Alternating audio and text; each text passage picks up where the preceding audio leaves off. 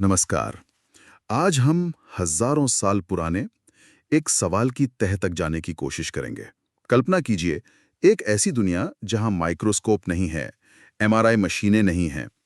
उस दौर में एक वैद्य, एक चिकित्सक, इंसान को होने वाली अनगिनत बीमारियों के इस विशाल उलझे हुए जंगल में रास्ता कैसे खोजता था? ये सवाल ही आज की हमारी चर्चा का केंद्र है और इसका जवाब हमें मिलता है आयुर्वेद के महान ग्रंथ चरक संहिता में, जिसके सूत्र स्थान के 19वें अध्याय अष्टोदरीय अध्याय की आज हम बात करेंगे। अष्टोदरीय अध्याय नाम थोड़ा सा तकनीकी लगता है, पर जैसा मैंने समझा, ये अध्याय बीमारियों को समझने और उन्हें व्यवस्थित करने की एक अद्भुत कुंजी है। बिल्कुल। तो आज हमारा मिशन है इस प्राचीन ज्ञान की गहराइयों में उतरना और ये समझना कि आचार्य चरक ने रोगों के इस विशाल महासागर को कैसे वर्गीकृत किया और क्या इस वर्गीकरण के पीछे कोई एक मास्टर की या मूल सिद्धांत छिपा है। चलिए शुरू करते हैं। तो अध्याय का नाम है अष्टोदरीय, जिसका मतलब है 8 प्रकार के उदर रोग। लगता है यहीं से बीमारियों की गिनती शुरू होती है। बिल्कुल। अध्याय का पहला ही श्लोक इस वर्गीकरण की नींव रखता है। इसमें 8 की संख्या वाले रोगों के 4 समूह बताए गए हैं। इह खल्व अष्टाउ उदराणि, अष्टावो मूत्राघाताः, अष्टाउ क्षीरदोषाः, अष्टाउ रेतोदोषाः। अच्छा, तो शुरुआत होती है 8 प्रकार के उदर यानी पेट के रोगों से, फिर 8 प्रकार के मूत्राघात, ये तो मूत्र से जुड़ी समस्याएं हुई। हाँ, लेकिन ये क्षीर दोष और रेतो दोष क्या है? ये तो सिर्फ सामान्य बीमारियों की सूची नहीं लगती। यही तो इसकी खासियत है। ये सिर्फ पेट दर्द या सिर दर्द तक सीमित नहीं है। क्षीर दोष का मतलब है स्तन के दूध में आने वाली 8 तरह की खराबियां। दूध में खराबी? हाँ, जैसे उसका रंग, गंध या स्वाद बदलना, जो शिशु के स्वास्थ्य पर सीधा असर डाल सकती है। और रेतु दोष यानी पुरुषों में शुक्र या वीर्य से संबंधित 8 दोष। तो आप देख सकते हैं कि शुरुआत से ही ये वर्गीकरण कितना विस्तृत है, पाचन तंत्र, उत्सर्जन तंत्र से लेकर प्रजनन स्वास्थ्य तक। और ये सूची सिर्फ 8 पर नहीं रुकती। मैंने देखा कि ये एक बहुत ही व्यवस्थित तरीके से घटती जाती है। 7, 6, 5। हाँ, एक तार्किक क्रम है। 8 के बाद 7 रोगों के 3 समूह हैं, जैसे 7 तरह के कुष्ठ यानी त्वचा रोग। त्वचा रोग। फिर 6 रोगों के 2 समूह, जैसे 6 तरह के अतिसार यानी दस्त। लेकिन 5 का समूह बहुत बड़ा और दिलचस्प है।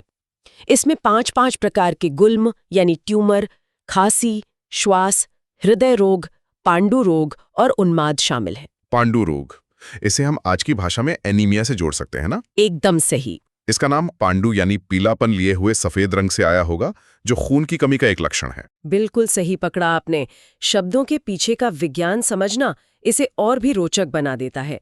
इसी तरह ये सूची 4, 3, 2 और फिर 1 की संख्या तक जाती है।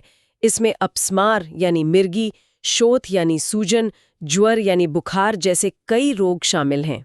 एक मिनट, इस पूरी लिस्ट में एक नाम है जो मुझे बहुत अजीब और दिलचस्प लगा, अतत्वाभिनिवेश। इसे एक महागद यानी बहुत बड़ी बीमारी कहा गया है। इसका क्या मतलब है? ये इस वर्गीकरण की सबसे अनूठी बातों में से एक है। अतत्वाभिनिवेश का शाब्दिक अर्थ है जो सत्य नहीं है उसे ही सत्य मानकर उस पर अड़े रहना। अच्छा, ये तो एक मानसिक अवस्था हुई। हाँ, और इसे एक बड़ी बीमारी मानना दिखाता है कि प्राचीन चिकित्सक शरीर और मन को अलग करके नहीं देखते थे।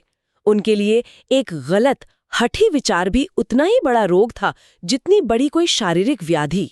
अतत्वाभिनिवेश यानी जिसे हम आज की भाषा में कह सकते हैं गलत बात पर अड़े रहने की बीमारी। मजाक की बात है कि आजकल तो हम सब अपने आसपास कई लोगों में इसका निदान कर सकते हैं। शायद कर सकते हैं। और अंत में 20 की संख्या वाले 3 बड़े समूह हैं। 20 प्रकार के कृमि, 20 प्रकार के प्रमेय, जिसमें मधुमेह भी शामिल है। हाँ, और 20 प्रकार के योनि व्यापद यानी स्त्री रोग। ठीक है, ये सूची अविश्वसनीय रूप से विस्तृत है। ये सिर्फ रोगों का कैटलॉग नहीं, बल्कि मानव शरीर को प्रभावित करने वाली हर छोटी बड़ी समस्या का एक तरह का मेडिकल सेंसस या जनगणना है, कह सकते हैं। लेकिन ईमानदारी से कहूं तो ये थोड़ा भारी और बिखरा हुआ भी लगता है। एक तरफ पेट दर्द है, दूसरी तरफ स्त्री रोग और फिर एक मानसिक अवस्था भी। क्या इन सब के बीच कोई गहरा संबंध है या ये सिर्फ एक लंबी लिस्ट है? क्या कोई ऐसा धागा है जो इन सभी मोतियों को एक माला में पिरोता हो? आपने बिल्कुल सही सवाल पूछा है। और इसका जवाब ही इस अध्याय का और शायद पूरे आयुर्वेद का सार है। ये सिर्फ एक सूची नहीं है, ये एक पहेली है और इसका हल अगले ही श्लोक में छुपा है। आचार्य चरक कहते हैं कि शरीर के भीतर से पैदा होने वाले जितने भी रोग हैं, जिन्हें निज विकार कहा जाता है, वे सब दिखने में कितने भी अलग क्यों ना हो, उनकी जड़ में केवल 3 ही कारण होते हैं: वात, पित्त और कफ। सिर्फ 3? ये तो एक बहुत बड़ा दावा है। मतलब त्वचा पर होने वाले कुष्ठ से लेकर मन में होने वाले उन्माद तक सबका मूल कारण बस इन 3 दोषों का असंतुलन है। आज के दौर से देखें तो ये बहुत सरल लगता है। क्या उन्होंने इसे साबित करने के लिए कोई तर्क दिया? बिल्कुल। और सिर्फ तर्क नहीं, एक बहुत ही खूबसूरत और गहरी उपमा दी जो इस पूरे सिद्धांत को रोशन कर देती है। हाँ। श्लोक कहता है, सर्वैव निज विकारा नान्यत्र वात पित्त कफेभ्यो निर्वर्तन्ते, यानी सभी निज रोग वात, पित्त और कफ के अलावा और किसी से उत्पन्न नहीं होते। और इसे समझाने के लिए वो कहते हैं, यथा ही शकुनी सर्वम दिवसम अपि परिपतन स्वाम छायाम नाति वर्तते, तथा स्वधातु वैषम्य निमित्ताः सर्वे विकारा वात पित्त कफान नाति वर्तते। वाह, ये तो कविता जैसा है। इसका क्या अर्थ है? इसका अर्थ है, जैसे एक पक्षी यानी शकुनी दिन भर आकाश में कहीं भी उड़ता रहे, लेकिन वो अपनी परछाई को कभी लांघ नहीं सकता, उससे अलग नहीं हो सकता। ठीक उसी तरह शरीर के धातु वैषम्य यानी असंतुलन से उत्पन्न होने वाला कोई भी रोग, चाहे उसका नाम कुछ भी हो, चाहे वो किसी भी अंग में हो, वो वात, पित्त और कफ की इस त्रिगुणात्मक परछाई से कभी बाहर नहीं हो सकता। ये तो सोचने का पूरा नजरिया ही बदल देता है।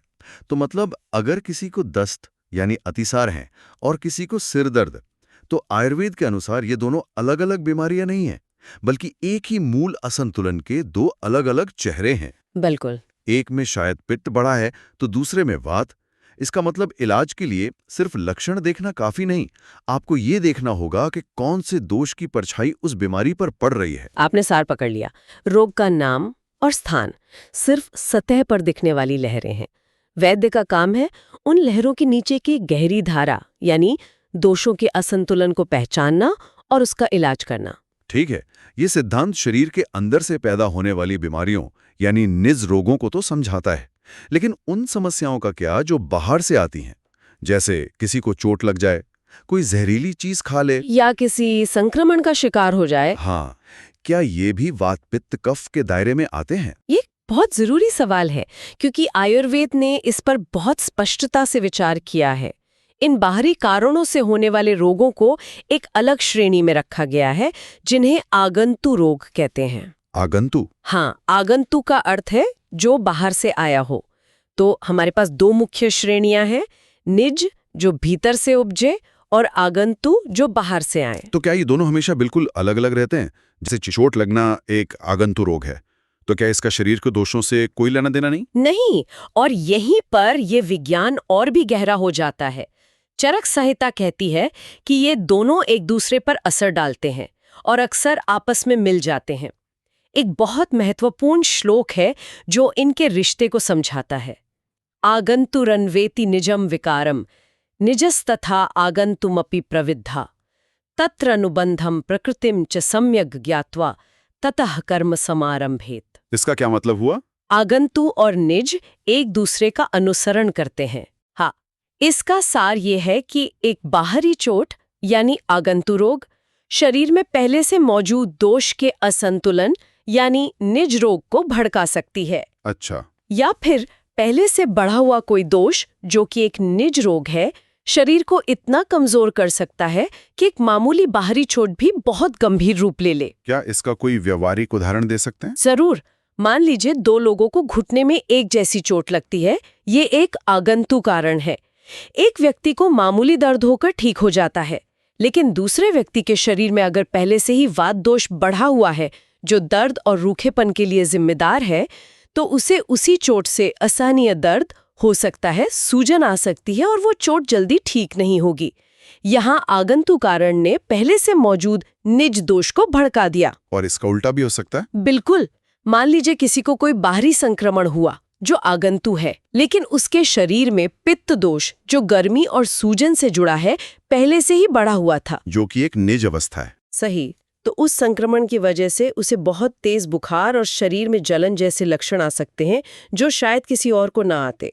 यहाँ निज दोष ने आगंतु रोग के प्रभाव को कई गुना बढ़ा दिया। तो इसका मतलब एक वैद्य के लिए ये जानना सिर्फ काफी नहीं कि बीमारी क्या है, बल्कि ये जानना ज्यादा जरूरी है कि कहानी शुरू कहाँ से हुई। श्लोक में प्रकृति और अनुबंध जैसे शब्द हैं, शायद इसी के लिए। एकदम सही पकड़ा आपने।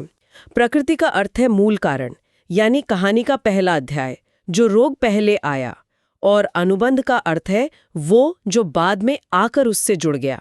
श्लोक की अंतिम पंक्ति यही निर्देश देती है कि चिकित्सक को इलाज शुरू करने से पहले प्रकृति और अनुबंध को अच्छी तरह समझ लेना चाहिए।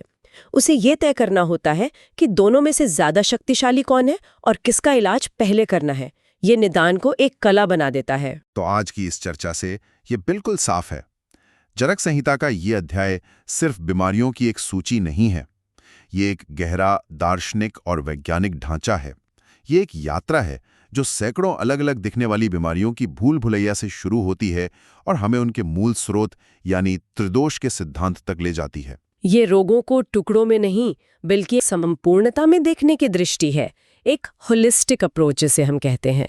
चाहे बीमारी त्वचा की हो, पेट की हो या मन की, ये ढांचा हमें उसकी जड़ तक पहुंचने का रास्ता दिखाता है।